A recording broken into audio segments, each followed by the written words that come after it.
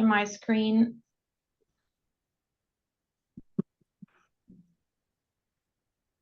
Right. I'm not seeing it right now, but maybe you could follow the other direction. That's easy too. Okay.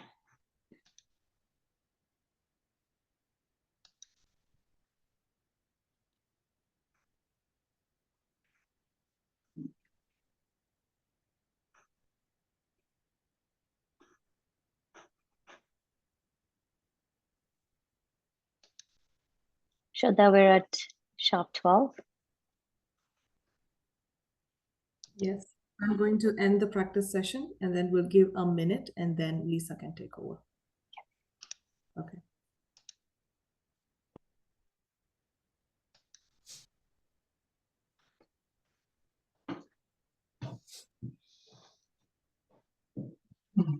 We're live, guys.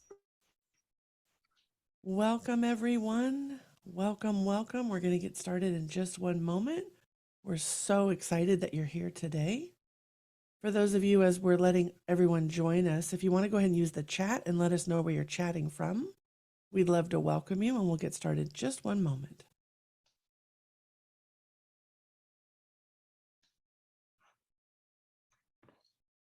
We're very excited you're here for the Women Back to Work and Pfizer Returnship event. I'm Lisa Dury. I'm your host. Thank you for joining us today. If you can go ahead and find the chat, we'll see where you're coming in from. Oh, Sonia coming from Homestead, New Jersey. We're thrilled you're here. Thank you so much for starting us off. We're very excited to have you all here today. What an amazing opportunity to learn about what it could be like returning to work after a break at Pfizer. So great. I'm glad you're all here. What I'd love to do is just really take a moment and let you know what to expect today and why we're here. I am thrilled to see you all using the chat already. Thank you so much. We've got Kalamazoo, North Carolina. I'm here from Oregon. I'm in Oregon today. And what I'd love to do, if we could, is we'll just jump right in and get you started. We want to honor your time and your commitment to this event. And what I'd love to do is offer you the chance to just take one moment and reflect. Why is it important that you chose to be here today? Why are you taking the time today right now to learn about this opportunity, to connect with other returners? What becomes possible when you spend this time with us today? So I'd love to give you that as a reflection. And then I want to just highlight for you as we go through the agenda today that you will have plenty of opportunity to ask questions and interact through the chat. So for the chat, we're going to be using that where you maybe hear an inspiration on one of the panels or some ideation that you want to take note and celebrate. And then in the Q&A, you want to use that if you have specific questions about the program. So I'm your host, Lisa Dury. I'm the co-founder and CEO of RLD Group. I'm also a voice you may have heard on my podcast, Control Alt Delete with Lisa Dury. We are partners with Women Back to Work, and I am in a state of gratitude to be with you today and to be your host. So let me take you through the agenda today and let you know what to expect. And what I want to highlight for you is why this agenda was built, because you all know you're in this situation. You're aware that nearly 3 million women have left the workforce in the last 3 years, and that women of color are severely impacted. And many, many, many times people think, can I do it all? Can I get it all done? Can I work and care for my family? And 48% of women felt much less likely to even want to return full time because of the pressures that were on them and the uncertainty of the world that we were in. And we know that it's $10.9 trillion when it comes to the unpaid labor of global worth of women's work. And so while you're seeing a picture of a woman exiting, we are here to invite you back to help women get back to work. And the purpose of this program through Women Back to Work is to create a systematic pathway to facilitate the reentry of you back into the workforce.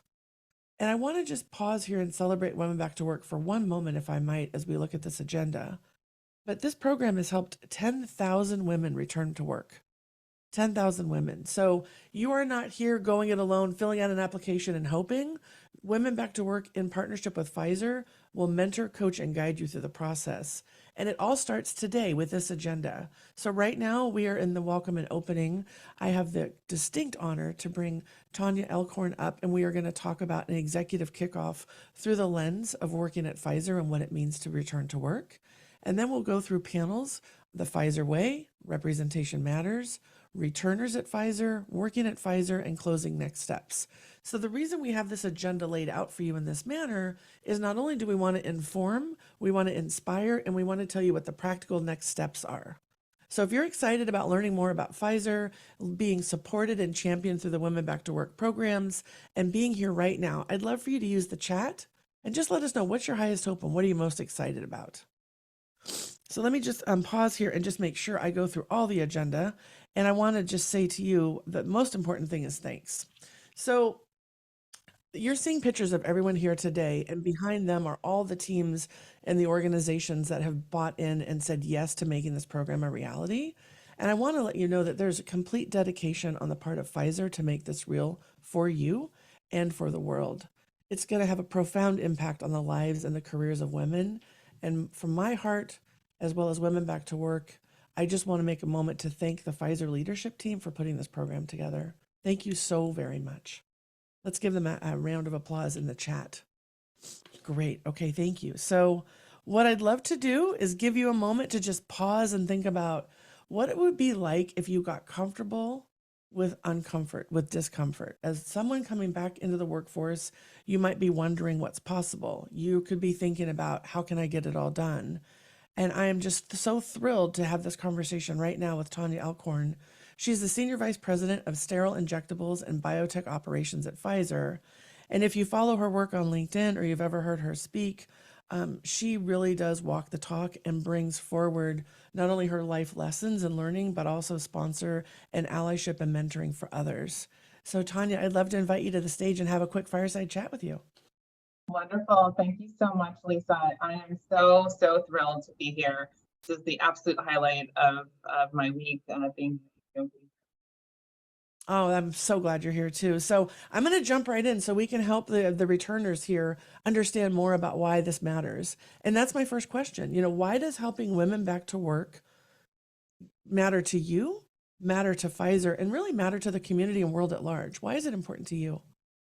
Yeah, I mean, Lisa, there is so much untapped talent in our community among women out there. And, we want to be able to harness that and grow that within Pfizer. I can speak as a mother and a working professional in my own community and my own network of, in my town. There are so many people I speak to, women I speak to, who have left the workforce for various reasons, whether it's to care for a parent, to do a different venture, to care for their kids. But they're ready to come back, and the coming back process can be really intimidating and really daunting. So I find myself trying to help, one person at a time, but to be able to really do this at a bigger scale. And I can see at Pfizer, we have so, possibilities, and we talk about our future being great. There are so many open roles at Pfizer, and to be able to, connect the dots between Pfizer's need for talent and then that untapped talent out there among women who are ready to come back into the workforce. It's just a win-win for us. And, we always talk about in Pfizer, the career path is never linear, right? You go, I can speak my career, you go different pathways, right, to get to where you are. And we see that as a strength, right? So the fact that someone decided to do something different and is ready to come back, that's a great skill set that we can harness within Pfizer. And we want to give women opportunities to continue to grow and to thrive their careers, even if, again, they went in a different direction and are ready to come into the workforce. And we want to be there to help us. It's really inspiring to hear you talk about it, because in doing my research about Pfizer and what you're doing in this program, the thing that really stood out for me is it ties back to purpose. Right. And when you talk about it, I can actually see it in your eyes when you're talking about one person at a time and actually helping them grow on a larger scale. So I'm really appreciative that you could answer that question just from the heart. I think it helps returners understand that this isn't, this is not some splashy marketing campaign. This is a real commitment, and it's really inspiring. So a question I have for you that I think is really important when we think about this right now is, what's one thing, one idea, or one thought that you have when you think about these folks looking to re-enter, and you think about the importance of mentorship, sponsors, and allies? I know the way that you all have designed this program is to build some of that in, and Women Back to Work does that too. But what's one thing that women reentering the workforce should think about when it comes to sponsorship, allies, and mentorship? Yeah, it's a great question. And it's one that we talk about even within Pfizer when we have a lot of mentorship programs in Pfizer. Is, you know, you can't do this alone, right? The importance of making sure that, you know, around you. So you have, and there's a difference between like a mentor really there to guide you and to, you know, be a sounding board for you versus a sponsor who's really there to speak on your behalf. You're not in the room. Speak to your talents and that can advocate for you. And 100% without any doubt that I would not be where I am today if I didn't lift my head up from the work I was doing and take the time to invest in relationships and create a network of sponsors and a network of mentors. I have mentors today. I mentor women and men at Pfizer, and I have sponsors, both male and female, that have helped me throughout my career. So it's so important, especially when you're trying to come back into the workforce and thinking through options to make sure that you take the time to invest in creating those relationships and creating. I talk like we talk about communities a lot in Pfizer. Like it's Pfizer, it's who's your community or who's your village that will really be there for you to help you through your career journey, and that's an important priority, I would say, as you make sure you find those leaders, and it has to be a leader that you admire, that you have a good connection with, right? If they can't feel forced, and maybe someone that you you watch and you feel that you can make a connection with. And by the way, anytime you ask those leaders for 15 minutes or a coffee or a 20-minute chat, they will always say yes, right? To talk about what they did in their career, how they got to where they got to, the mistakes they've made, and again, their zigzag journey to get to where they are. So I would always encourage women returning to work to take the time, create your network, ask those leaders for a cup of coffee, and get to know leaders within you. I appreciate what you're saying so much, because you talk about lifting your head up and being intentional. And one of the things that I know that really matters through my own lens as well is that returners are really busy trying to get back in the job, manage their home life, and the thinking of looking up and around sometimes isn't the first priority. So I feel like what you're saying right now is the invitation is in the journey to do that, because it will not only accelerate their results, but also build their community. So I really appreciate the message. Yeah. I saw a chat in here that a couple people are having trouble hearing Tanya. Is that true for everyone? I just want to make sure before I go further. Yes, I'm trying to summarize because I can hear too. Lisa, I'm working on it. You're working on it, Shraddha? Yes. Okay, great. So what I'll do, I will, Tanya, if you're okay, I'll keep going and I'll summarize in case anyone can't hear, but I'm able to hear you and I want to support you and the returners. So Shraddha, you let me know. I'll move my speaker a little closer in case that helps. Is that helping? Let's get some feedback from folks. Yeah, it's a little bit better. A little bit better? Okay. Yeah, so Tanya, we're just going to project and we'll see what happens. Sure, no problem. Okay, awesome. All right, well, talk about embracing new challenges and uncertainty, right? In the world in which we just have to go. So you're watching leadership right now, real time. It's so cool. A question I have is when I think about returners stepping out of their comfort zone, taking unexpected steps and opening themselves up to new opportunities.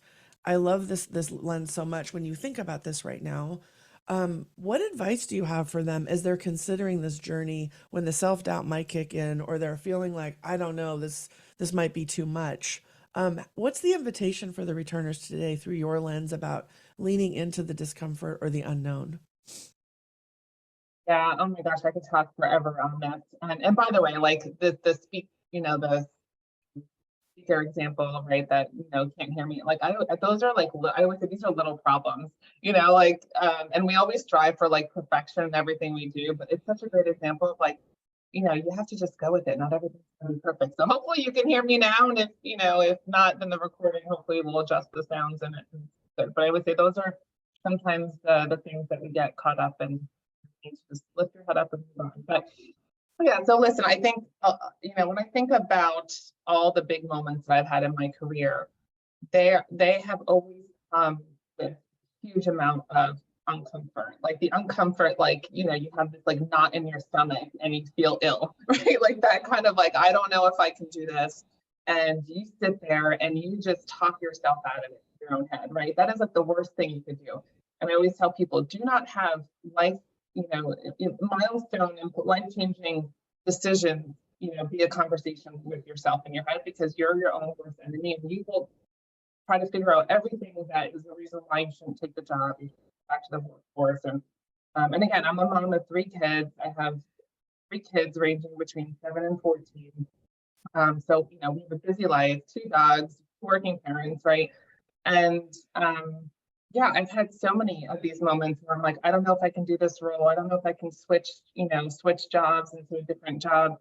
The one thing I will tell you is Pfizer advocates for, the great thing about, and I've been with Pfizer 22 years. So, I would say as I've grown up in the company, they celebrate, I'd say, who you are as a person, and they are there for you in that uncomfortableness, right? And every role that I've taken where I've been so uncomfortable, those have been the ones that I've grown the most in. Yeah, maybe you stumble a little bit in the beginning, and that's okay. And you just try to figure out the new normal and how to balance it all. And it's where you grow the most, both like personally, just as a person and a human being, and then just in your career. And the more you lean in, I like we talk about leaning into that uncomfortable feeling and leaning in your network along with you. Like I said, never talk those things out in your head. Reach out to the mentors that you've been, having coffee with those sponsors, with your peers, with your friends at work, and just always say, talk these things out, because the people that you trust in your network that you built will give you bias, pros and cons, and then just trust your gut. Like I always say, but if it's something you want, you will figure out how to manage it. We all do. We all figure it out. And just don't be so hard on yourself, right? And it's okay to have some stumbles along the way, but it's those big goals or those big moves where you've had that knot in your stomach, it likely is the right thing to do, right? And again, there's so much I can say within Pfizer to help you be successful. We want everyone to be successful, especially when they take those daring moves. I love this so much. It's funny when I think about the returners I've worked with, sometimes we talk about the feeling in the stomach you're talking about. That might actually be excitement, and you're disguising it as nervousness because things are happening, right? So I'm hearing you talk about it. I'm like, oh yeah. So even when you feel that in your stomach, you get a chance to really tap in and go, wait a minute, that might actually mean I'm just excited. Does that resonate? Totally resonates. Yeah. I mean, so well said. It is, and it's our own self-doubt that turns that excitement into fear. So you gotta, you gotta turn the narrative, and you do that with your network, right? Yeah. That you trust. Yeah. Yeah, I appreciate that so much. And I love how Women Back to Work partners with organizations like Pfizer to actually create those power hours and those small groups and the workshops and the support, so that you don't let the gremlin in our head or the thoughts that we have define us. That's just like a moment to go, oh wait, I'm going to go tap back into the resources available. So thank you for this example. It's really, really helpful. And I think the other thing that really goes on with the returners is there's worry about burnout, right? I mean, burnout is everywhere. It's all over the news. We know the cost of it. And here they've taken this break to like focus on caregiving in some fashion or another. And then they're going to take on this new role. And the big worry they have that sometimes doesn't feel like excitement and certainly worry is burnout concern. And I know you're a wonderful example of navigating that, especially inside your organization. So what tips or insights or thoughts would you like to leave the returners with if that is a concern for them? How might they reframe that for themselves in this process? Yeah, I mean, my advice, like very simply, is it's very personal. I think like how people re-energize themselves. So I always say like you have to create boundaries, right? Like I have children, right? So my boundaries tend to be around and managing burnout, but there's certain things that are like non-negotiable for me that I will not miss. So we're really big on birthdays, anniversaries, recitals, concerts. I had two of my kids at a concert on Wednesday. I had to rush back from the city office, and but I had to tell people I'm out of the office at 3:30. I need to get back, in time for and I just made it in running into the auditorium.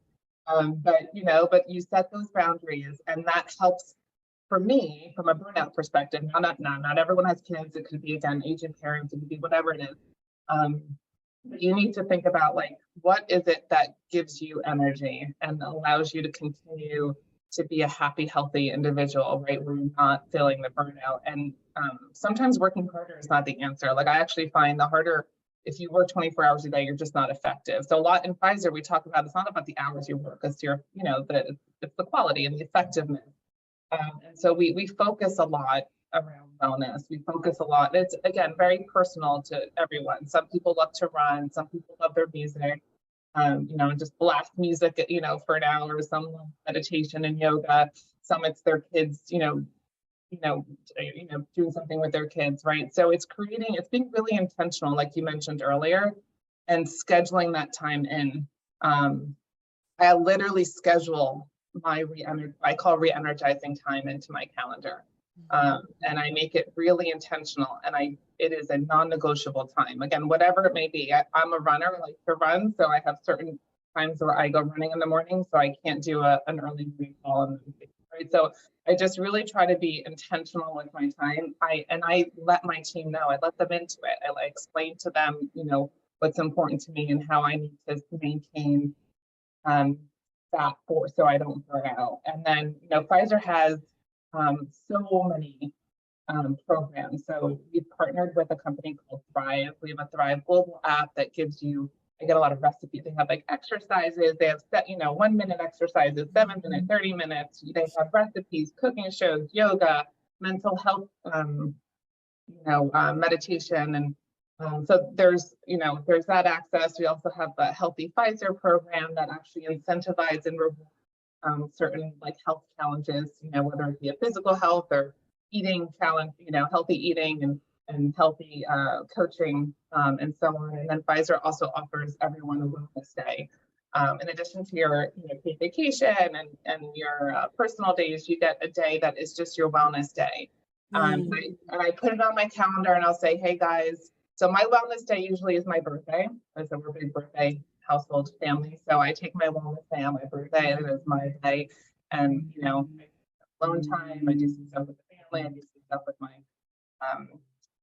girlfriends in the community. So everyone's different, but that's how I do it. So yeah. I love that. I love that so much, because it's also like a restart on your new year too, right? For your day. Yeah. Well, I'm going to invite everyone to use chat and give some appreciation to Tanya, because not only did you give us like the lens at the corporate level, but you went straight into your personal values and how you lead as well. And I think for any returner out there considering the culture of the organization, you have given them such an insight right now. And I'm just so grateful for our time together today. Thank you so much. Thank you so much. Thank you so much. All right. So I'd love to turn it over now, and I want to invite Jennifer up to the stage. Jennifer Weaver is going to be moderating a panel called The Pfizer Way, and I'll turn it over to Jennifer. Thanks, Lisa. Hello, everyone. My name is Jennifer Weaver, and I'm the Director of Business Operations for Tanya's organization in Pfizer. Today, I have the honor of moderating a panel where 3 amazing Pfizer colleagues will talk to us about some of Pfizer's benefits. So let's get started. First question is going to go to Steve. Hi, Steve. How are you today? Very well, thank you, Jennifer. Good. So to best serve the patients who depend on us, Pfizer attracts and retains the brightest of talent. Can you talk us through the comprehensive benefits for employees and their families, and what were our distinct insights while developing these offerings? Yeah, love to answer that question, and I'll start with 2 things. And this is the Pfizer way, but these 2 things I think apply to any company that anyone is speaking to, right? It's what's the approach you're taking to offering the benefits, and what kind of focus and commitment the senior most leaders at the company have to demonstrate that, give that commitment and give permission to the entire organization to use their benefits. So, at Pfizer, it starts with the cultural bit we are building, one where we're focusing on health and wellness of our colleagues. We have a goal, which was to make Pfizer an amazing workplace for all. And I emphasize the for all, because that means our benefits needs to be customized and designed for different groups of colleagues. And they provide assistance for different moments in your life. So it's benefits for those who are planning to start a family, providing time off to care for family, getting back to work, assisting with childcare support. And it's not just new parents, it's benefits beyond infant years, it's even elder care support and benefits for parents. And then the other thing I mentioned was the support from Pfizer leadership, and you heard of this from Tanya. All of our senior leaders, feel free to share what they are doing to focus on themselves. We just had heard from so many of our senior leaders, and it's really moving to see how honest they are about how, what they're dealing with in their lives and what they're doing to keep themselves mentally and physically ready to handle the day. And through that discussion, the examples they give, it really, that gives the permission to our colleagues globally to take times for themselves. And then, even Tanya was doing the same thing, encouraging everyone to use the resources we have available to them. So I could provide tons of specifics about our benefits. What I thought I would do to the group here, we've actually created a public website where candidates can see for themselves all that we offer. The actual site is called uscandidates.mypfizerbenefits.com. I'll find a way to make that site available. And the last thing I would add is just, you have to make sure you have the culture that says it's okay to use those benefits, because otherwise you're not going to get the results you intend to have. Thanks, Steve. Yeah, I agree. The culture at Pfizer is great, right? It's one thing to offer them, but it's another thing to have the culture where you feel empowered to take them. So Kia, as a follow-up to what Steve shared, could you expand on our specific benefits for mothers, specifically around maternity leave? Yeah, absolutely. So I have had the pleasure of having 2 kids under Pfizer's maternity leave plan, and actually I would call myself kind of fresh off my last child, who just recently turned 8 months. So while I didn't take full, complete advantage of all that was offered, partly because our program is just so generous, I do appreciate the opportunity to share kind of what we do offer for our colleagues here. So to answer your question, what could a future mom to be at Pfizer look to receive? So first, before you even have the baby, we allow moms to take 3 weeks off prior to their due date. So, just think to have that time to nest, to prepare yourself and your family for the new addition that's about to come shake up your entire world. Then once you actually have the baby, you would get the typical 6 to 8 weeks short-term disability, depending on if you have vaginal delivery or a C-section. But after that, your 12 weeks of parental leave kicks in. And so at this point, if you're keeping track with the math and you have your calculators out, you're at about 22 to 24 weeks paid time off, right? But that's not all, because we also have something we call caregiver leave, and all colleagues receive 10 days each year to care for a family member if needed, and can use this bucket of time for it. So having a baby just so happens to fall into that category, and could be used for additional time for you to take off and spend with your new bundle of joy. So now we're at about 24 weeks of paid time off, and guess what? We haven't even touched our vacation yet. So depending on the time of year, you could be looking at an additional 10 days just because of accruals and how they work, which puts us at 26 weeks of paid time off, or about 6 months, which I think is very generous, especially considering my first child, I got a whopping 8 weeks with my firstborn. But even if you weren't ready to come back after that time, we also offer colleagues the options to take an additional 14 weeks of unpaid time off should they choose, starting after the end of their 12 weeks of parental leave. So all in, and again, depending on personal situation, a new mom essentially has the option to spend up to 34 weeks bonding with their child. So I would personally consider that winning. So Pfizer moms are what I would call #winning here at Pfizer. Great, thanks, Kia. It's really important you have that time away, right? To be able to spend that time with your newborn child. But when you come back to work, you want to feel supported as well, right? So Stacy, could you talk to us about the Pfizer Women's Resource Colleague Resource Group? We call it POWER here in Pfizer. So could you talk to us about POWER and how do our employees leverage our colleague resource groups? Yeah, absolutely, Jennifer. It's a pleasure to be here today. So CRGs, or colleague resource groups, are groups of colleagues who come together as a community to drive diversity, equity, and inclusion in support of our business. So CRGs are open to any colleague who is part of or identifies with a particular community, and anyone who supports the goals and values of that community and really just wants to get involved. Now, PWR, or POWER, is one of those CRGs. It's one of the many CRGs at Pfizer, and it stands for Pfizer Women's Resource Group. And the vision of POWER is to be the voice for women at Pfizer, with the goal for Pfizer to be the employee of choice for women around the world. POWER promotes an inclusive and global culture that embraces gender diversity and works to drive business results by unlocking the full potential of women. And our colleagues can leverage POWER and other CRGs to build their network, make connections across the organization, and they're gaining access to a community of shared goals and values. And the tools and content that are developed by the CRGs, they include, various events, workshops, external partnerships, and amazing and inspiring speakers. We have some really impressive speakers that are coming in. And these tools and various capabilities help to educate and connect our colleagues around a common purpose. I've had the pleasure of attending some of those sessions, and we have really had some great speakers. And at the site level too, just having almost like a group that that you can go to for support is just so important. Steve, can men can be powerful allies for women. Can you tell us how men can pave the way for women to be successful in the workplace and in their lives? First of all, I love this question. I believe we're all part of making the world a more equitable place.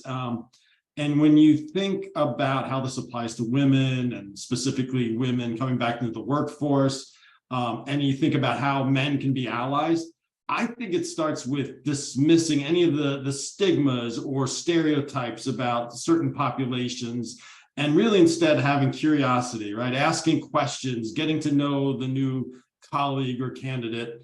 And we expect different populations to bring diverse perspectives and experiences to the team. And, science has shown that helps the organization. And as a science-based company, that's what we base so much of what we do on. Even within the benefits world, we've talked, you heard Kia talk about the great parental and caregiver leave we offer.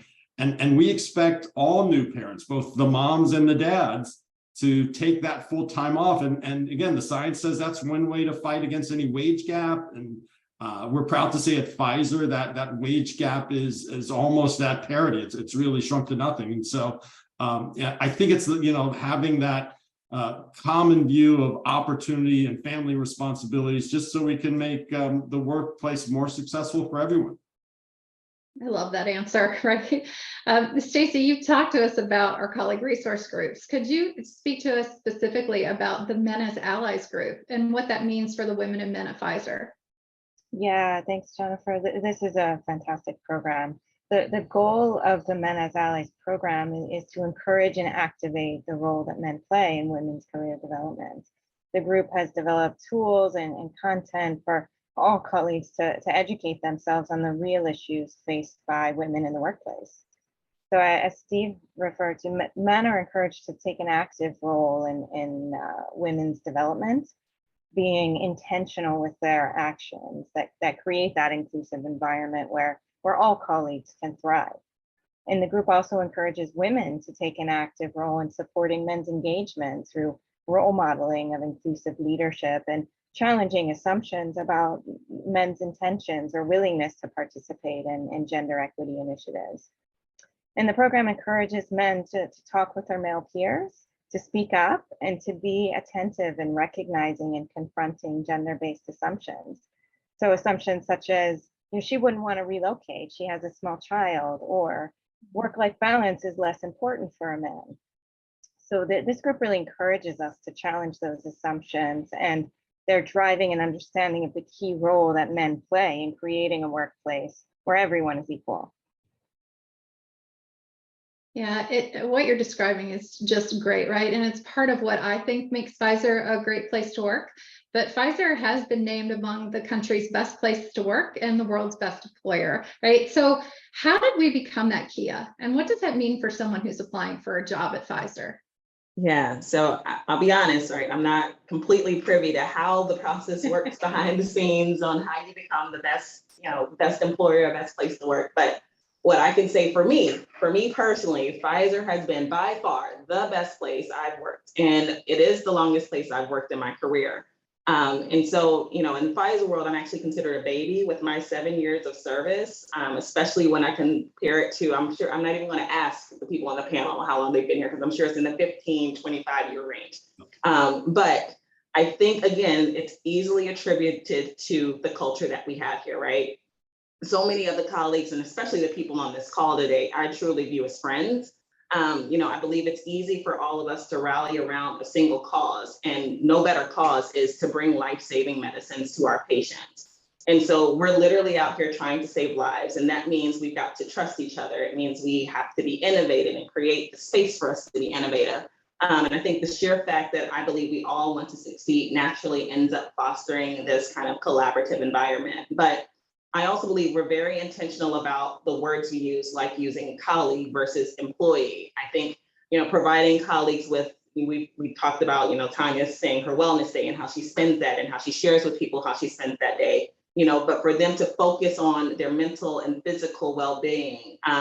Initiatives like focus weeks, where we ask our teams to cancel all the meetings so everyone can focus their work on their work and their goals and deliverables that they have. Log in for your day, which allows colleagues, to have that opportunity to flex their schedule and to come into the work office 2 to 3 days a week. I think all of those different types of things have kind of really helped create this very collaborative and culture that is, makes us one of the best places to work. So I welcome anyone that's on the call today to really explore the opportunities that we have here at Pfizer. That was a fantastic a list of reasons why, right? For not being privy to the how. You definitely covered some of the key topics, right? So in summary, to close our session of the entire panel here, I have one closing question for any of you. What advice, one piece of advice would you give the returners as they embark upon their own journeys to return to work? I'm happy to start, because as I've been hearing the other speakers, there's a word that keeps on coming up, which is intentional. And I just feel like it so speaks to how we are at Pfizer. And I'm just hearing it, like just how real, like Kia and others and Tanya, Stacy, everyone's just, they're so real person. I think you got to be intentional, you got to be real, and let people know who you are. I just feel that that's so key. I'm gonna even gonna double down on that, Steve, and just like that intentional, but I didn't like that transparency, right? I feel like you don't need to hide your story, right? So be open, be honest with us. I think we at Pfizer, we value that. So tell your story, tell it how it is, and it would be received and appreciated. And maybe just one thought from my side is, courage is one of our values. So I think that's, super important. And when you're getting out of your comfort zone, returning to work. So I encourage everyone to dig down deep and find your courage and really take the risk. Great advice. But thank you all for participating in this panel today. It's been a pleasure to listen to you and gain your insights. And Lisa, I'll now turn the program back over to you. Jennifer, thank you so much. I'll just say real quickly here, courage, authenticity, intentionality, colleague, not employee. What an inspiring panel. Steve, Kia, Stacy, Jennifer, thank you so much. What we're going to do now is switch to our next panel, Representation Matters, and we have Sherry and Mona here, and Mona is going to be taking it over. Mona Babri, I'd love to invite you to the stage. Thank you, Lisa. What a fantastic panel with my colleagues highlighting some of the benefits and support mechanisms that we have, and like Steve said, with intentionality. Hello, everyone. My name is Mona Barbary, and I am the Diversity, Equity, and Inclusion Lead here at Pfizer. I've been with the company for just about 16 years, and I've had the most diverse set of experiences starting my career in supply chain. I moved over into digital, and now I'm in diversity, equity, and inclusion. So Pfizer is certainly one of those companies that appreciates those internal moves that colleagues make to diversify their experiences. In this segment of our program today, I'm here with Sherry Casano, Chief Talent Officer and People Experience Lead for Pfizer Global Supply. We're going to chat about the importance of growth mindsets as we develop our career and share a little bit more about some of those intentional programs that help increase representation of underrepresented talent in the organization. Welcome, Sherry. Can you please introduce yourself and tell us a little bit more about your role at Pfizer? Well, first of all, hello, Mona, and so happy to be here. I've been excited about our program and looking forward to the discussion today. So this is my 19th year at Pfizer, and I've spent those 19 years throughout human resources and people experience, which is what we call HR now, in various divisions of Pfizer. As you said, I'm currently the Chief Talent Officer, and what that role involves is essentially I lead the organization that's responsible for various things at the company, including culture, all of our talent management and pipeline programs, recruiting, performance management, all of our insights and analytics for people. And then I also have the privilege of leading our people experience organization for Pfizer Global Supply, which is our manufacturing division in roughly a third of the company. And so I'm on point with my team to develop and implement any people-related strategies or initiatives for that division. And on a personal note, I am a mother of two, and so I have a 16-year-old daughter and a 9-year-old son. Thank you, Sherry. And I want to highlight, say congratulations. You were also named the winner of the People category at the WeQual Awards this year. WeQual exists to drive gender equality at the top of the world's largest companies. And I know I can certainly feel your leadership in this space and recognize your efforts in advancing gender parity. Can you share why are Pfizer's efforts enabling women returning to work important to you? Well, it's important to me for a couple of reasons. You've heard people talk about some of our values. I want to highlight we have a value of equity, my favorite value, because it says that all of our colleagues deserve to be seen, heard, and cared for. And I think this program is an opportunity for us to care for future colleagues. We know in the pandemic, millions of women literally had to leave the workforce to take care of family members, whether that be children or aged parents. And that's not even new to the pandemic. Women have always left the workforce at higher rates than men.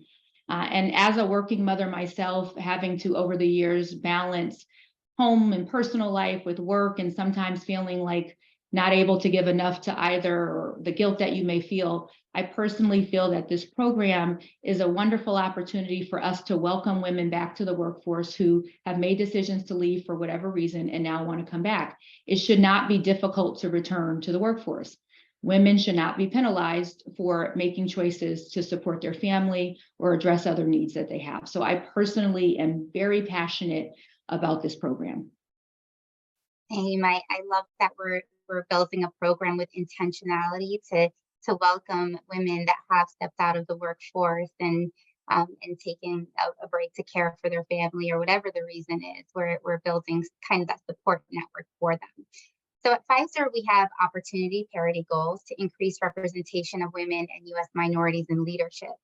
One of the key pillars in our plan is developing and growing our talent. Can you tell us a little bit more about growth at Pfizer? Absolutely. Growth is a major area of focus for Pfizer in general and my team, because quite honestly, our employees, our colleagues expect that we will focus on their growth and development. And we've shifted our mindset about growth from this linear path that there's sort of one way to advance to really this notion that it doesn't have to be a linear path. In fact, we call it a zigzag because there are multiple ways that people can grow, anywhere from continuing to be the best in the current role that you are in, to taking horizontal moves, to even diagonal moves, maybe leaving your particular area of expertise or function to explore other opportunities. And that has really been embraced by our colleagues. They love the opportunities. The sheer scope and breadth of Pfizer really makes that possible because there are so many different opportunities that our colleagues can take advantage of. And so I'm really excited about this, one, because we are seeing it not only in words, but in action. We have so many employees that take the move and move across various functions and have really redefined what growth can look like for them. So it's clearly a focus area for our employee base and something that all of our colleagues really appreciate. And it's really exciting. It's exciting that you don't have to leave Pfizer to get different experiences. You have the opportunity to have all of these different experiences, whether it's in technology or commercial or supply chain or HR. You have the opportunity to kind of go across all business units. I know you're passionate about creating an equitable place for women and traditionally marginalized communities. Can you talk to us about how we've made progress in advancing representation of women and U.S. minorities at every level in Pfizer Global Supply? Right, and I will try to be brief because I literally could talk about this all day. And before I start, I want to just acknowledge you, Mona, as my partner in this, working to certainly advance diversity, equity, and inclusion within our manufacturing division. You have been an amazing partner. And as you said, we have been intentional about this. We've started with really creating our plan, which we call our MAP, and it is fitting because it does guide the work we do. The MAP, the M in a MAP standing for measuring our commitments, the A really focusing on awakening our colleagues, which is a big education and courageous conversation component. And then the P really all about pipeline, so building that future pipeline of talent. And that MAP has led to each of our sites and functions around the globe creating their own plan related to diversity, equity, and inclusion, because this is not something that you can fully manage from the top. It really has to be owned by each site, every employee understanding what their role is. And then just some of the progress that we have made is we have really been able to increase representation at all levels for women. I'm most proud that at the senior most levels of women in manufacturing that we have since 2019 been able to increase that representation by over 20 percentage points, not percentage points.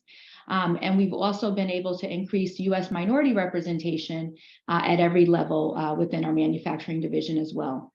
We also look to create targeted programs. So we created a program called Women Inspiring Women, where we were intended to increase women representation for our site leader role or other senior level roles in the company. And just again, proud that after just 2 cohorts of that program, all women involved have received increased responsibilities. Many have become site leaders, and we just introduced our 3rd cohort of that program and looking forward to see what those women do as well. Amazing. And I can see that having a strategy in place and cascading it throughout the organization certainly made a difference, and not just a difference in representation, but also in creating a more equitable and inclusive culture. So my next question is, what 2 things can returners focus on to help develop their confidence as they reclaim their career? You know, my first point would be to not, sell yourself short. Do not focus on the skills that you believe that you do not have. Focus on actually what you have. I'm sure throughout the period that people have been away from the workplace, they've still been developing skills. I'm sure there's been a lot of prioritizing various tasks, project management. Maybe people have been coaches, advisors. There's a lot of skills that you continue to have even though you're not in the workplace. So continue to focus on those. I would also say to not be afraid to try new things. Research tells us that women tend to view themselves as less qualified than their male counterparts. And so don't approach things from a perspective of you don't have the qualifications. Be open to trying new things because I think you heard Tanya talk about that feeling where you're uncomfortable. You actually learn and grow the most. And so I would just encourage people to approach it from that perspective as well as trying a new thing. And worst case, if it doesn't work out, you've also learned from that. And so there's really no downside to, continuing to push yourself outside of your comfort zone. Thank you, Sherry. So we're almost at time. My closing question is, if you could share a call to action with everyone on the line today, what would it be? So I would first say, please own your own growth and development. That is not something that someone can do for you. And just like we plan many other things in our lives, we need to be thoughtful and intentional. That word keeps coming up about our growth and development. So take the time to invest in yourself and think about what you see as next for you, and chart a path for that and a plan. The other thing is leverage your village, whatever that village is, whomever is included in that village, family, friends, your community, because we all need to help support one another, and we also need to rely on others to help support us. And I think this is very top of mind for me. This is Mental Health Awareness Month. And I think our learning through these last few years during this pandemic is we need to help others, but we also need to seek help as well. And then my last point for everyone is to not just be an ally for people, but to be a real advocate and to give someone a chance. Because I know for sure for me, there have been many people throughout my career who have given me a chance, and I try to also do that for others. And so help someone else, give someone an opportunity, because you never know how that will continue to pay itself forward. Absolutely true. It certainly does take a village, and not being afraid to ask for help and really supporting each other. Thank you so much for your time today and the valuable insights you gave us, Sherry. Lisa, back to you. Mona and Sherry, what an inspirational moment. Thank you both so much. I've been reading the chats, and what you're sharing is not only inspiring, I think it's also empowering for the returners as they're listening. So thank you for your time. I'd love to invite now, we are going to go to our next panel, and we are going to invite up Sonia, Jill, and Carolina. Sonia is going to be moderating today, and we're going to be talking about what it's like to be a returner at Pfizer. Sonia, I'd love to invite you to the stage. Wonderful. Thanks so much, Lisa. Really excited to be here.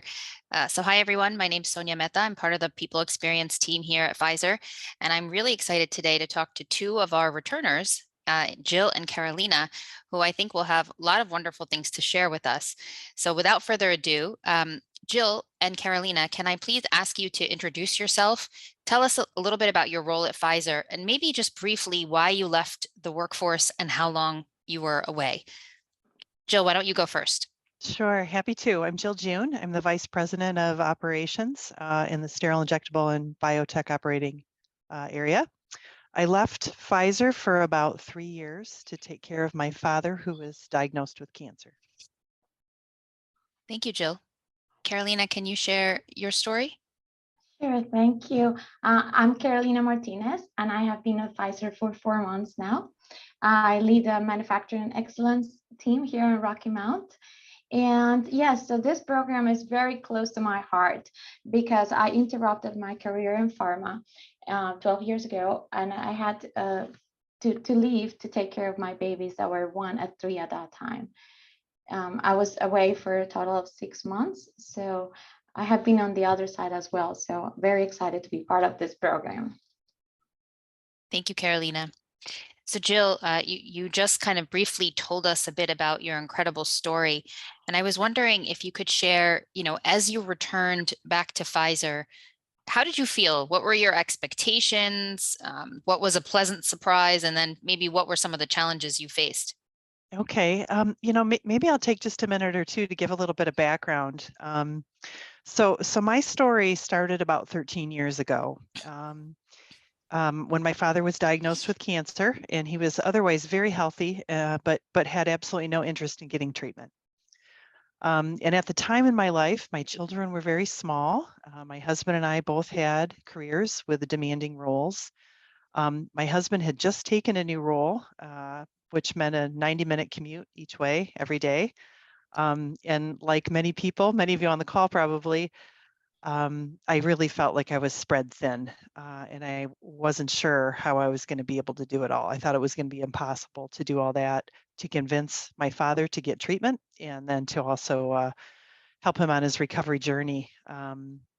And so after talking with my husband, we made a decision that I would leave work, leave a job I loved to be able to take care of my dad. And I'll tell you, 13 years ago, there weren't many role models. I didn't know any women who left and came back, and companies certainly didn't have programs back then like what Pfizer has now.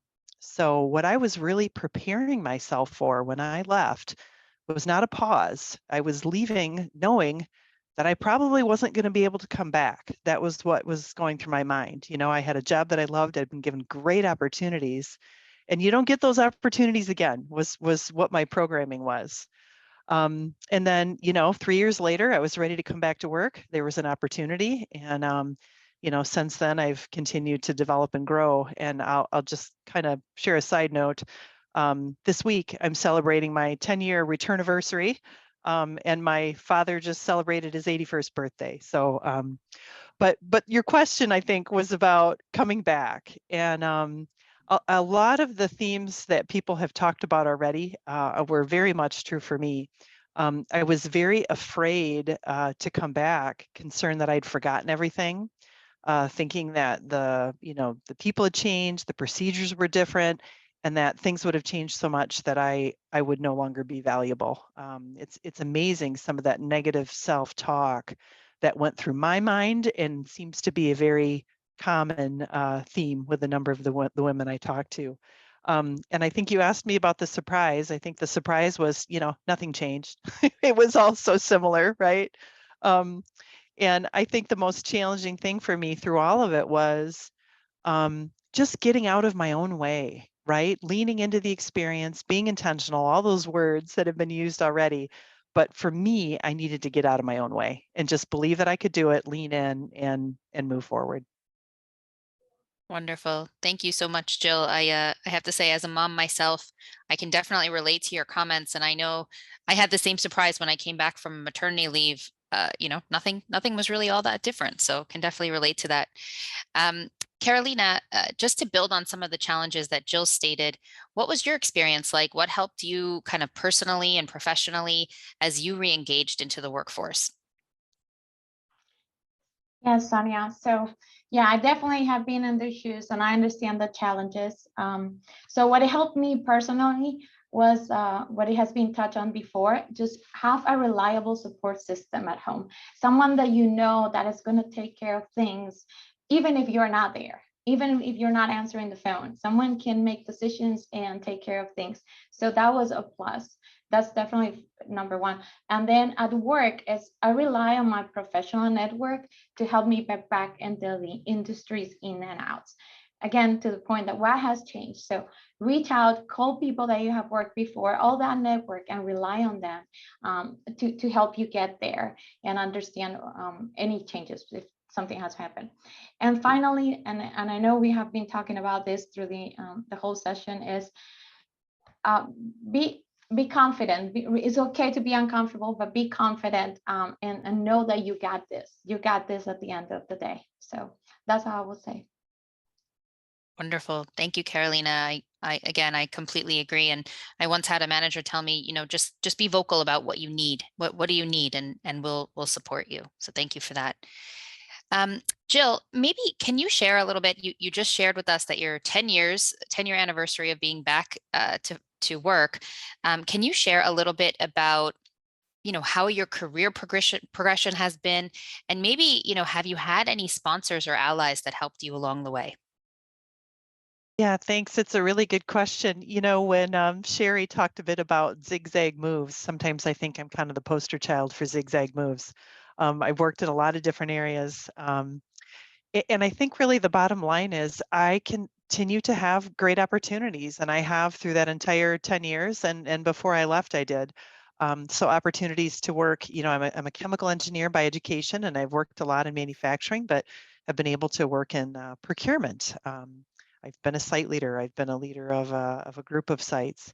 I've worked in quality, a number of other areas.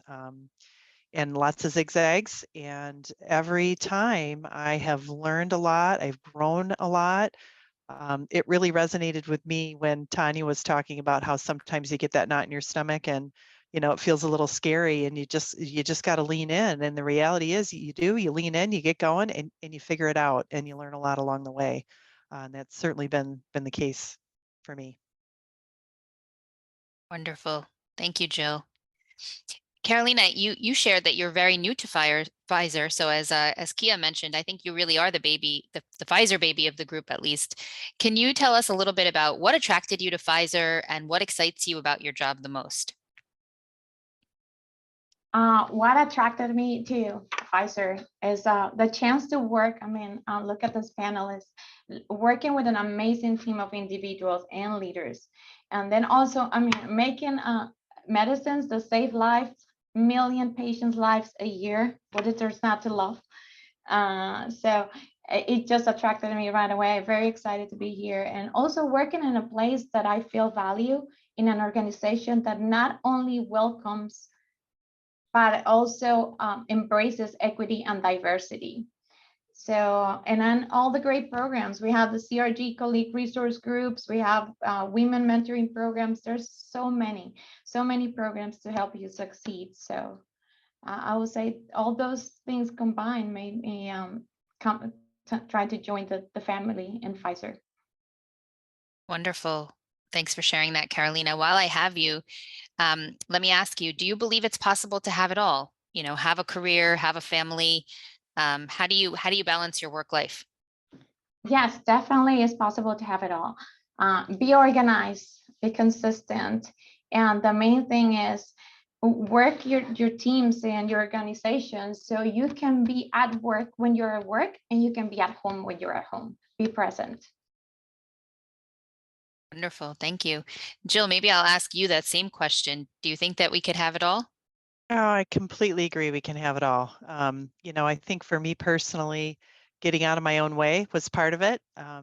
You know, being willing to ask for help. I see that over and over again, that a lot of times we struggle to ask for help. And I think the things that Carolina said made a lot of sense too about, you know, being organized. Tanya said, you know, setting boundaries. There's all kinds of, I think, great guidance that we've heard about already today, but I think it's absolutely possible to have it all. Wonderful. Thank you, Jill. So I guess as we close, Jill, maybe I'll start with you. What's one piece of advice, final advice that you might have for any returner or someone considering to be a returner? You know, a few people talked about having that panel, having the village, having people that you can rely on and people that are going to sponsor and support you. I think there's so much value in doing that. And those people, like Tanya mentioned earlier, you know, we can get the self-talk going in our own minds, but when you rely on that group that kind of has your back and they're able to help encourage you and give you guidance on doing certain things. And I think that has certainly been helpful to me. And sometimes it's been someone that's just kind of given me a gentle nudge in a certain direction because to them it was very clear about a next step, whereas for me, maybe it was harder to see. And those folks that are willing to be honest with you and support you along the way. So I would say, if you don't have one already, you know, invest in that, build that network. Thank you, Jill. And Carolina, how about you? Any parting words of wisdom? Yes, be kind to yourself. Be kind to yourself. Don't expect excellence all the time and perfection. So continue to drive to be better every day and be kind. It's okay if the kids ate McDonald's one night. They're going to be okay. They don't have to have the home cooked meal every day. And if you miss a triple booked meeting, be okay. It's fine. People are going to understand. So be kind to yourself. It's what I have to say. Absolutely. Well, Jill and Carolina, it is my honor to work with both of you. You've said many things here, again, that have really resonated with me. And I have to say, you know, Carolina, what you just mentioned is something I think about often, right? It's okay to ask for help. In fact, you know, when I get mad at my husband, he always says, just ask if you need help. I don't see why you're getting so mad. So it's just, you know, it's something that we should keep in our minds. And like you said, be kind to ourselves. Thank you both again for sharing your words of wisdom with us. I'm going to hand it back over to Arlene. Yes. Thank you so much, Sonia, and thank you, Jill and Carolina, for sharing your returner journeys with us. There are, as you can see, so many returners on today's call. And Jill, we're so happy that you get to celebrate your dad's birthday. So congratulations on that.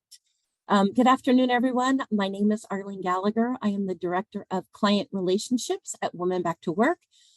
So happy that so many people joined us today, and I'm very happy to introduce our next panel. who will be sharing their insights and experience on working at Pfizer. Allie Morrison is the panel moderator. So Allie, I'm handing it off to you. Hi everyone, I'm Allie Morrison. I'm the Director of People Experience for Pfizer's Rocky Mount, North Carolina site. I'm so excited to be here today. Stacy mentioned our Pfizer value of courage, Sherry hit on equity. Another one of our core Pfizer values is joy, and today truly embodies that value for me. I'm honored to be joined in this segment by leaders for the Kalamazoo, Michigan and Rocky Mount, North Carolina sites where we are piloting this returnship. So if all of you could share your name before answering your first question, that would be great. Jason and Kara, let's start with you. Can you share a brief overview of the Kalamazoo and Rocky Mount sites where we're piloting this program, the work we do, and how we impact patients? Sure, I can go ahead and take the Kalamazoo side. So my name is Jason Cassidy. I've been working in Kalamazoo for 18 years and another 5 before that at another site.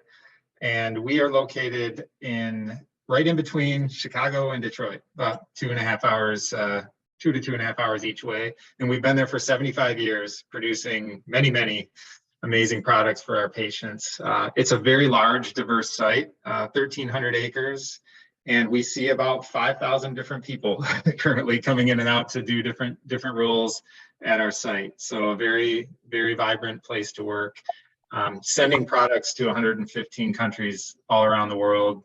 And the things that we do range quite significantly too. We make the active ingredient that goes into many pharmaceuticals, and then we also make the finished product, the drug product, the thing you'll see in the pharmacy or in the hospital, either in a vial or in a tube or a bottle, or various different presentations that serve, all kinds of different ailments that maybe we can talk about in a moment. Absolutely. Kara? Hello, everyone. Glad to be here and so excited to be a part of this panel. My name is Kara Price, and I am the site lead for our Rocky Mount site at Pfizer. We sit under, like my colleague Jason, the Pfizer Global Supply. So our processes are formulation, filling, and packaging. We are a self-contained site where we actually make the product, we test the product, and we also ship the product. I'm excited to be there. I celebrated my 2-year birthday on Wednesday. So I've been at Pfizer for about 2 years, and it's been a wonderful experience. So at Rocky Mount, we are part of the hospital business unit where we service acute hospital care. So emergency rooms, emergency care, that's the products that we create. And these are significant because they're many times life-saving drugs in emergency situations. So our work is critical. We own or support about 25% of the hospital business market within the US, but we also have distribution ex-US in Europe, Asia, and China. We sit on about 250 acres of beautiful Nash County in the great state of North Carolina. And we have about 3,100 colleagues at the site.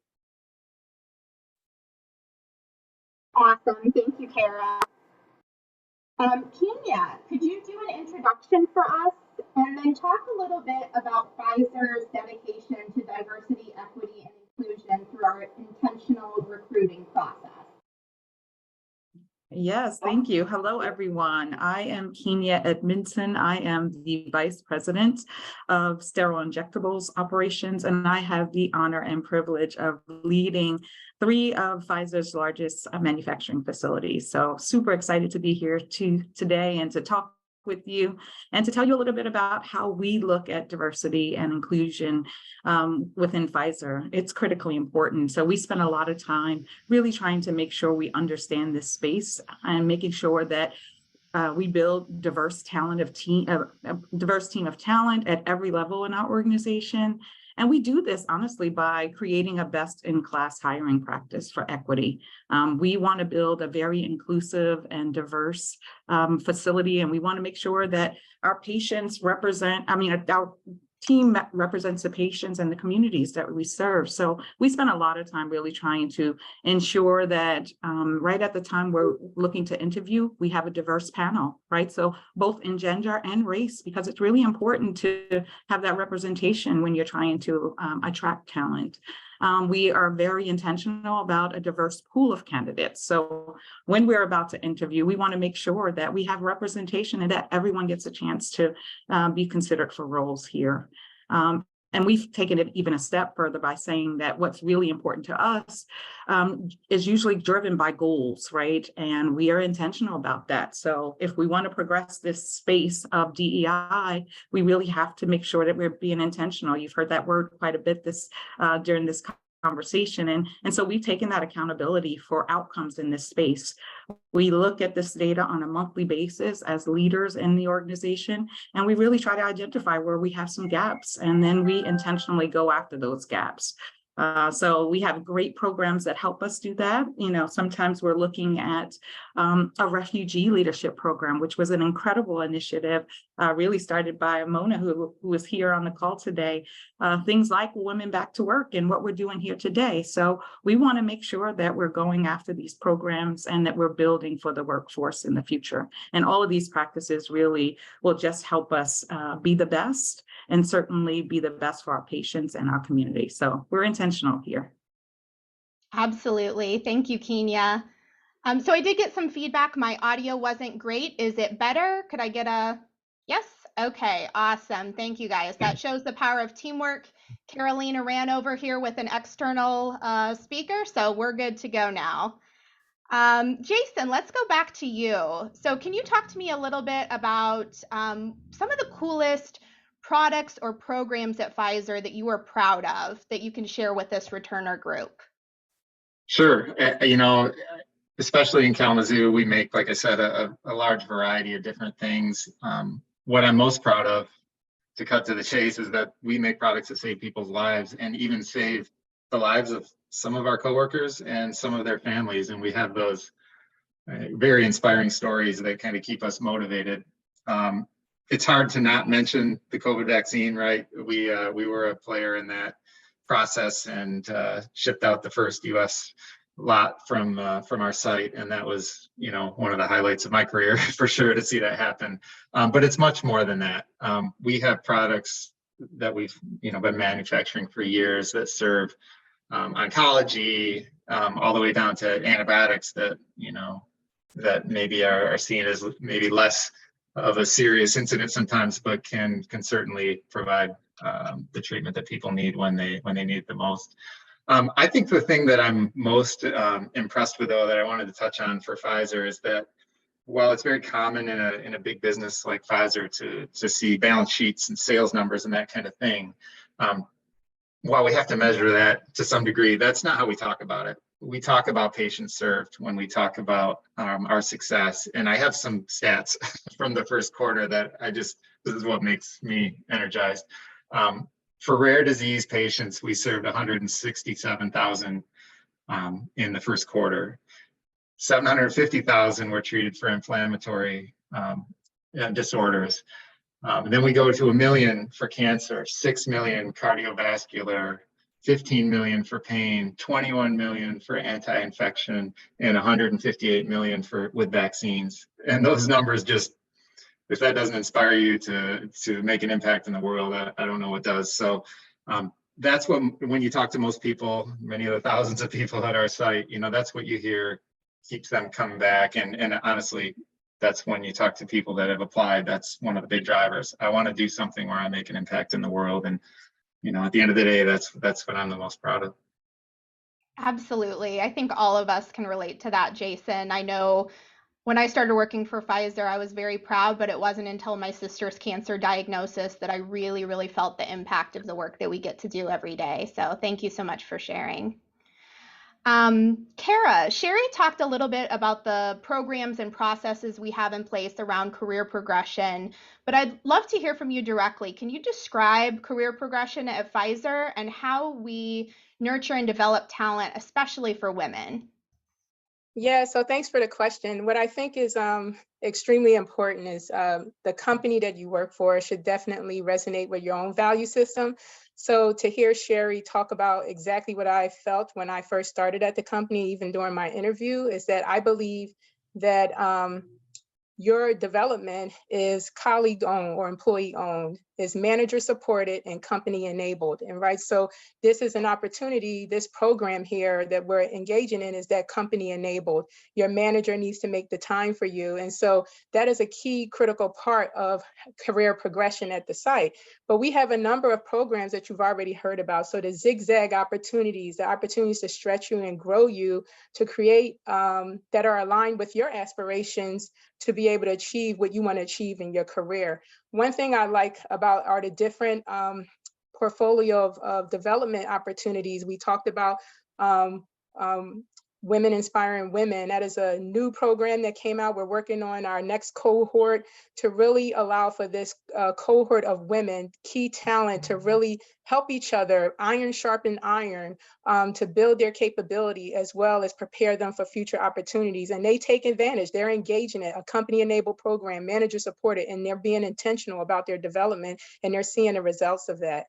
The other piece is we have made partnerships with other organizations such as Women in Manufacturing, Healthcare Businesswomen Association, and all of these programs offer development, mentoring, sponsorship, and Pfizer directly engages in those programs, again, giving opportunities for women and other colleagues to be able to engage and really take control of their career. And I cannot forget our colleague resource group, our talent on the floor, who are really driving development that they feel based on what their constituency groups are needing, but also offering it up to all colleagues to be able to support. And so our power or women's CRG offers a lot of opportunities to help show you what's available out there in Pfizer, to give you an opportunity to understand what's there that you can engage in, but also offering those very same kind of development conversations for you. So you can turn the job that you may only like into the job you love, because there's so many opportunities out there to really stretch you and grow you and give you those opportunities that resonates with your spirit. And so that is an amazing opportunity, and why I love Pfizer and why I'm here 2 years and looking for many, many more to add to my repertoire here, because of the opportunities. You can step your foot in and then the world is open to you. So I'm excited to continue to work in my values aligned with the values that Pfizer has, to make sure I'm offering opportunities for women at the workplace, and engaging in this, being one of many sites that are supporting this initiative, is an amazing opportunity. And I'll just say this, we foster an environment where our colleagues can raise their voice. And this opportunity came to me through my colleague, Ali Morrison, who's the moderator. And my simple answer was, let's go, let's do it, right? So that is what we need. That's how I feel, how important it is to grab talent anywhere that we can find it. So looking forward to offering opportunities to the great talent that are interested in Pfizer. Thank you so much, Kara. Yeah, I think I spent too much time on the business case to do this, because that was absolutely her answer, was let's go. I don't know if she read the numbers or my analysis, but it was wholehearted excitement. So thank you for that, Kara. I love what you said around making a job you like into a job you love through that intentional stretch and growth opportunities. I am also a zigzag mover and have lived that. So thank you for sharing with us. I'll stay with you, Kara. Can you talk a little bit about what a day with our Pfizer team looks like, and give some highlights so returners can understand the life working in our teams? Yeah, so a day in a life in manufacturing, well, it's challenging. I'm going to be honest, right? It's Murphy Law. What will go wrong shall go wrong. But if you like a fast pace, a place where there's wrought with opportunity, a place that's challenging, a place that will help you grow, I will tell you, this has been the hardest, but the most rewarding experience that I've ever had. And you can't be afraid, right? I foster an environment of vulnerability. My team will tell you, I want you to be vulnerable. I want you to share. I want you not to have to worry about burning brain synapses, or how safe the organization is to be your full self. And so this opportunity in manufacturing creates that for you to stretch and grow and fail fast, but learn from that opportunity so you can prepare yourself for increasing responsibility. And so what does a day look like? It's a day of problem solving. It's a day of joy, right? So we invest a lot in our culture to really offer opportunities. You're at work a lot of hours within a week, and so we want to make sure that not only are you getting the reward from the work you do, knowing that you're helping patients out there, but you can do it in what feels like a family environment. I can say from my own experience that it does take a village, and Pfizer feels like that village. I have my leadership team who is amazing, who supports me. They support each other. I have my amazing colleagues who offer words of encouragement all the time. They'll just send me an IM and say, hey, just thinking about you today. Those are amazing things to experience in a day when you're working in very challenging work to make sure that you're delivering high quality products to our patients. And the best thing is that Pfizer has this extra network outside of the site that is supportive and who wants to see you win, who wants to see the success of the site and also the success of me individually. And so that's an amazing place to work when you know that you have that family, that village that are rooting for you, and it makes you and it keeps you inspired to work hard and do the things you do. So a day in the life is challenging. You're going to be stretched to your limits, but it's such a rewarding. I'm talking about exponential growth, exponential joy, and exponential relationship building here at Pfizer. Awesome. Thank you, Kara. Jason, so as our returners are looking to potentially apply for these roles, what are some critical assessment factors or top attributes that we're looking for as hiring managers here at Pfizer? Maybe technical, maybe non-technical. Oh, Jason, you're on mute. Thanks, Allie. There's really four main things that we look at, and those are our values. And courage, excellence, equity, and joy are our values. So when we talk about courage, you've heard a lot of that in this call, right? And we're looking for people that are willing to take those, maybe risky moves in some ways and stand up and go for those challenges that maybe don't come easy, but we're all about delivering breakthroughs in this company, and you're not going to deliver a lot of breakthroughs without a courageous approach to that. So we're certainly looking for that attribute. Excellence. We do good work, right? We want people who will strive to do their best. It's okay to fail and find the support you need to come back at it in a different angle, but we want people to be striving for that best possible product. Equity, we've talked a lot about equity today too, right? Hopefully you're seeing that from the panel. We want everyone to be welcome and feel comfortable in the work environment, and we want people to foster that environment as they join our organization and just make us even better at that equitable goal that we have. And then lastly, joy. I hope you're also seeing that there's a lot of fun people in this company from the people on this panel. We want people to enjoy the work they do. It's challenging work. It's rewarding in a lot of different ways, but we want part of that to come from, a lot of smiling, a lot of laughter. We'll put our heads down and we'll work hard, but we're going to celebrate when we reach those breakthroughs. So we're looking for evidence for all four of those types of values in the people that we bring into the organization so that we can continue on the path that we've set out. Absolutely. Thank you, Jason. Okay, so similar to the other panels, we'll close out with a lightning round. We'll start with you, Kenya, but can each of you share one piece of advice for the potential returners as they embark on their own journeys to return to work?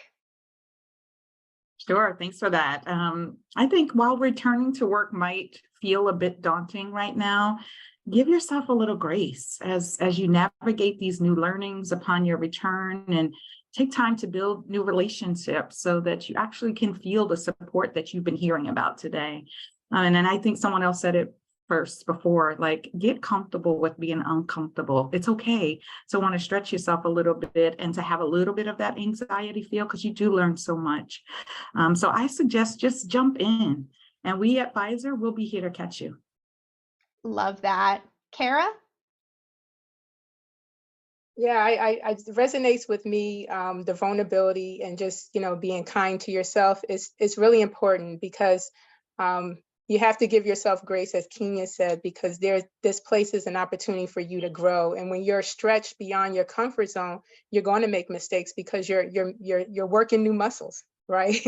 Maybe some of the skill sets that you had before are no longer viable in this new place. And so you have to be okay with being uncomfortable. And so give yourself grace, be kind to yourself, and it's okay to be vulnerable. Love that. And Jason? I'm going to go back to being courageous. I know it can be very difficult. You're walking into a situation that you don't really know what the outcome is. All I can do is assure you that we welcome that kind of courage, and we want to help people, right, and support people. And we're not subscribing to maybe some maybe historic preconceived notion of it's really hard to enter back into the workforce. That really isn't part of our hiring criteria, right? We want to judge the people for what they can deliver to the table, regardless of what they're doing today. So. Absolutely. Well, thank you guys so much. It was great to hear from all of you. And returners, these are the leaders that you'd potentially be getting to work with through this returnship program. So super excited, and I will hand it back now to Women Back to Work. Thank you. And I am wondering, Allie, if we have time for one question that has come up in the chat that we'd love to ask this fabulous panel that has just gave some amazing information. Sure. Okay. So, Shraddha, do you want to? Yes. Awesome. Yes, Arlene, I know we don't have much time, but let's take one question, right? Okay. This question is from Joanna. Hi, Joanna. Hey, good afternoon. Yes, good afternoon, Joanna. I know you sent me an email specifically for the question. Here is your opportunity. Go ahead and ask it. Hey, thanks for that opportunity. Yeah, so I'm looking to re-enter the workforce. So I've been doing a lot of interviewing. So my question for the panel, and maybe only one or two can answer it, is what has been your favorite interview question that you have received from an interviewee? Or what's your favorite question to ask when you're interviewing? So one thing I always ask is, what does success look like in the role? To give you some context for the question. Well, I can take it if you don't mind. So one of my questions that I've learned over the years that's best for me is actually two. What is the culture like? Because I've determined that that's a huge importance to me. And then I also like to understand the leadership type of my boss, right? Because I want that to align, right? Because sometimes, you know, the famous quote is people join organizations, but they leave people, right? They leave managers. So it's important for me that I understand the culture of the organization, and I understand the leadership style of the manager that I'm working with, to make sure it resonates and aligns with my leadership and values. That's awesome. Thank you so much for that, Kara. That's really great. Thank you so much, Joanna. Arlene, do we have, I know you're keeping tab, do we have time for one more? I love this question. This is very specific to Pfizer. So that is up to you. Our Yes. panel, I think we've got a couple minutes left for the overall program. So kind of up to you guys on what you have left to cover. Yep. If you have one, and just maybe one person can answer it. Yes. Okay. Sure. I'll try to bring this person up, but it's not working. Anyway, I'll pose a question myself. What would be a few challenges these positions face at Pfizer, or how we returners can bring value to these roles?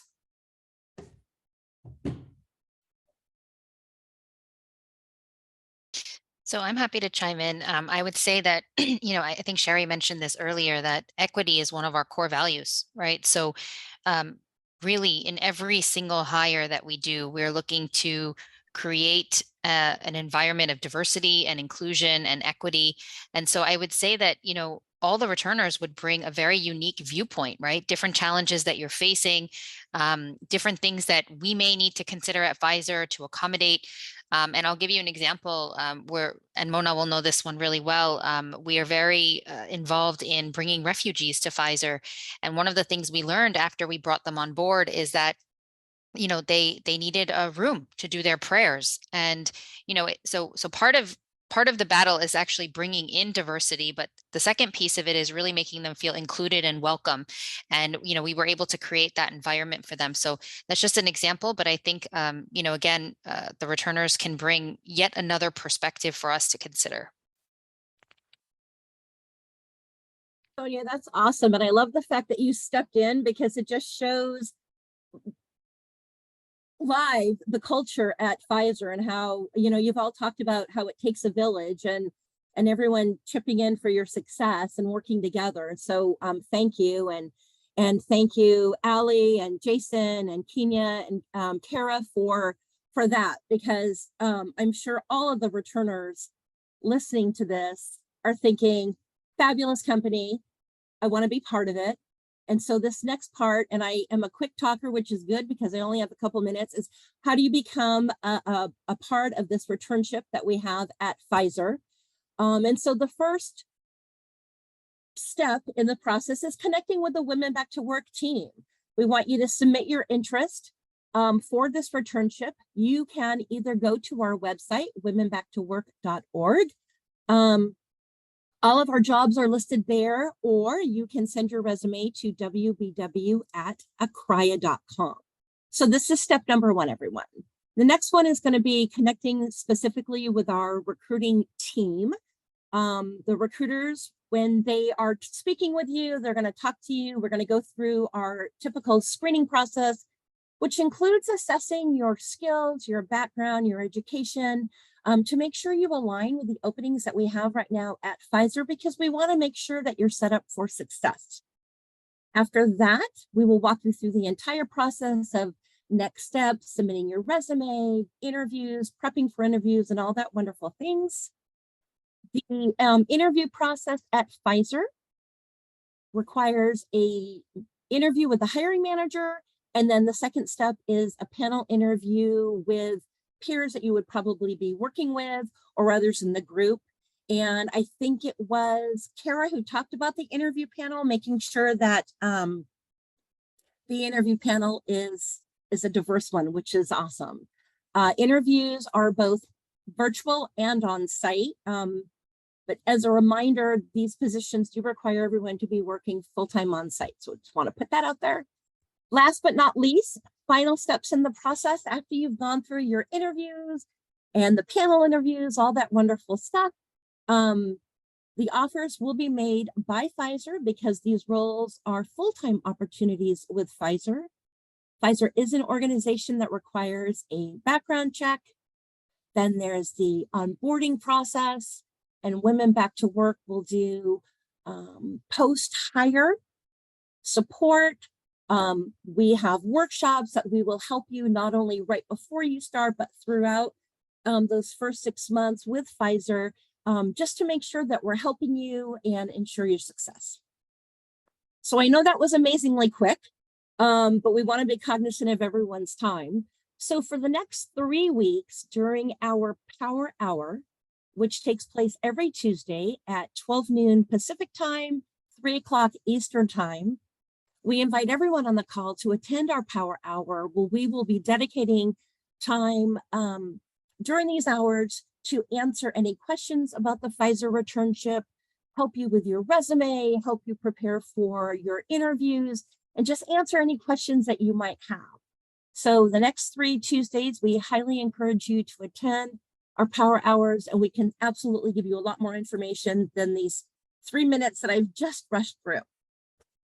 So last but not least, I want to take the opportunity to thank everyone who participated and contributed to this really amazing event. We've had senior leadership at Pfizer. We've had people from their DE&I, wonderful hiring managers, people from both sites. It's really been amazing.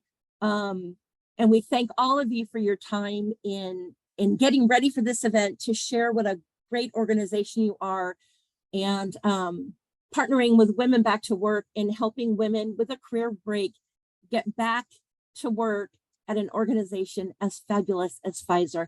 Lisa, we thank you. Sonu, our president and founder of Women Back to Work, we thank you. And for all of you, thank you. We wish you the very best in your return to work journey. And for the returners on the call, we hope to see you Tuesday at our Power Hour. Thank you all so very much.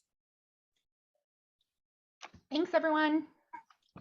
Thank you, everyone. Thank you Thank you, everyone. Thank you. Bye, thank you.